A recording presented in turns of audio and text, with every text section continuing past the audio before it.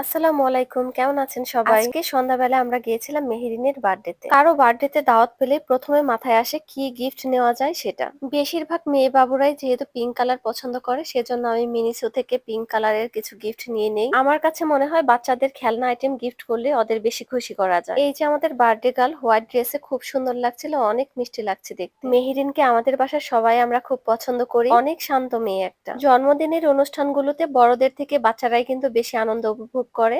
এরপর মেহেরিনের বার্থডে কেকটা চলে আসে, আর কেকটা দেখতে অনেক সুন্দর ছিল। হোয়াইট ড্রেসের সাথে হোয়াইট কেক ম্যাচিং করে আনা হয়েছে। তারপর আমি মেহেরিনের কিছু ছবি তুলছিলাম আর ওকে বলছিলাম একটু সুন্দর করে দাঁড়াও। ও কিন্তু খুব সুন্দর করে পোজ দিচ্ছিল সবার সাথে। মেহেরিন এখন কেক কাটার জন্য প্রস্তুতি নিচ্ছিল। পরিবারের সবাইকে নিয়ে এবং গেস্টদের নিয়ে এখন কেকটা কাটা হবে। সব বাচ্চারা সুন্দর করে হাততালি দিচ্ছিল। এই যে আরহাম মাথার টুপিটা ঠিক করছে ওর পেঙ্গুইনটাকে খুলে নিয়ে। এদিকে বেবিটা বেলুন দিয়ে কত মজা করে খেলছে। কেকটি কাটার পর এখন সব গেস্টদের সুন্দর করে ভাগ করে দেওয়া হচ্ছে। কেকটি খেতে অসম্ভব মজা ছিল। তারপর সবাই মিলে আমরা খাওয়া দাওয়া করলাম। সবাই ভালো থাকবেন, সুস্থ থাকবেন। আল্লাহ হাফেজ।